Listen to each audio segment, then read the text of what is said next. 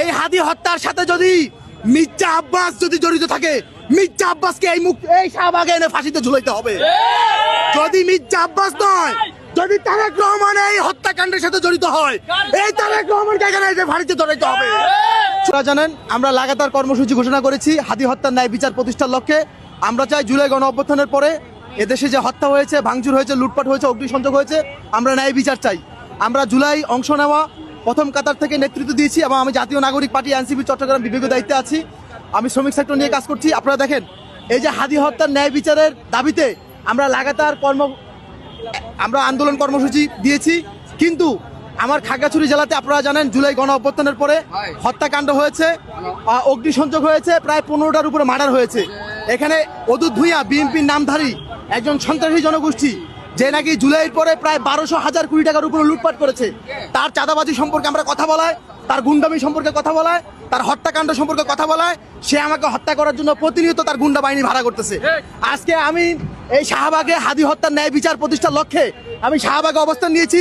তার 3টি হাইয়েস্ট গাড়ি আমাকে এখান থেকে পিছন থেকে তুলে নিয়ে ওই যে কোনায় ক্লাবের সামনে আমাকে তুলে নিয়ে সেখানে আমাকে গাড়িতে ঢুকতেছে। আমি কোনো রকম আমার এই অস্ত্রটা ব্যবহার করে আমার জীবনকে বাঁচাই আসছি। আপনারা দেখেন আমার রক্তগুলো এখনো শুকায় নাই। আমি কোনো রকম আমার জীবনটাকে বাঁচাই আসছি। তাহলে আমার জাতির কাছে বা আমাদের দেশের স্বরাষ্ট্র উপদেষ্টার কাছে প্রশ্ন, হাদি ভাই যে স্বরাষ্ট্র উপদেষ্টাকে বারবার অভিযোগ দিয়েছে যে ঢাকা 8 আসনে সন্ত্রাসী হচ্ছে, চাঁদাবাজি হচ্ছে, হত্যাকাণ্ড হচ্ছে, আমরা এই জন্য জুলাই অংশগ্রহণ করিনি।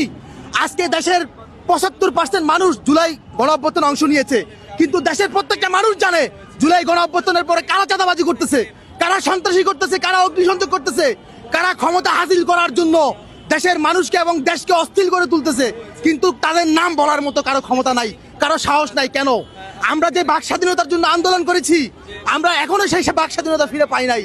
আমরা চাই শুধু হাদি ভাই নয়, জুলাই গণ অভ্যুত্থানের পরে দেশে যতগুলো হত্যা হয়েছে, যত নির্যাতন হয়েছে, অগ্নিসংযোগ হয়েছে, প্রত্যেকটা হত্যাকাণ্ডের ন্যায় বিচার চাই। আমরা হাদি ভাইয়ের এই হত্যার ন্যায় বিচারের দাবিতে আমরা আগামী 3 তারিখ আমরা সারা বাংলাদেশের জনগণকে রাজপথে নেমে আসার জন্য এবং শাহবাগে দখল নেওয়ার জন্য আমরা ঐক্য আহ্বান জানাচ্ছি। চাঁদাবাজ যেই হোক, যদি সে কোনো সন্ত্রাসী, কোনো প্রভাবশালী কোনো দলের ব্যক্তি হয়, তার কোনো বিচার হবে না। সে কোনো প্রভাবশালী দল করার কারণে, সে চিহ্নিত কোনো নেতা হওয়ার কারণে, সে চাঁদাবাজি করে শত শত কোটি টাকার মালিক হওয়ার কারণে, তার অনেকগুলো গুন্ডা বাহিনী থাকার কারণে তার কোনো বিচার হবে না। এই হাদি হত্যার সাথে যদি, সুতরাং হাদি হত্যার সাথে যারা জড়িত, আমরা কাউকে ছাড় দেব না, কাউকে ছাড় দিয়ে কথা বলবো না। আমরা সকলে জুলাই গণ অভ্যুত্থানে অংশ নিয়েছি শুধুমাত্র এই দেশের মানুষের বাক স্বাধীনতা, অধিকার প্রকাশ করার জন্য, ন্যায় প্রতিষ্ঠার জন্য, ন্যায় বিচার প্রতিষ্ঠার জন্য, এদেশের মানুষের জীবন ব্যবস্থা নিশ্চিত করার জন্য। আমরা দেখতে পাচ্ছি জুলাই গণ অভ্যুত্থানের পর এদেশের মানুষের গলা টিপার জন্য আরেকটি রাজনৈতিক মহল, সন্ত্রাসী জনগোষ্ঠী এসে আমাদের গলা টিপে ধরেছে। আমার ভাইরা, আপনারা আমি একটা কথা আপনাদের স্পষ্ট করতে চাই, হত্যাকাণ্ডের সাথে যারা জড়িত, জুলাই গণ অভ্যুত্থানের পর যারা এই দেশে হত্যা করেছে, ভাঙচুর করেছে, লুটপাট করেছে, অগ্নিসংযোগ করেছে, আমরা তাদের বিরুদ্ধে প্রকাশ্যে যুদ্ধ ঘোষণা করতে চাই। আমরা তাদের বিরুদ্ধে প্রকাশ্যে যুদ্ধ ঘোষণা করতে চাই। আজকে দেখেন ওরা একজন বিপ্লব হাদিকে হত্যা করেছে।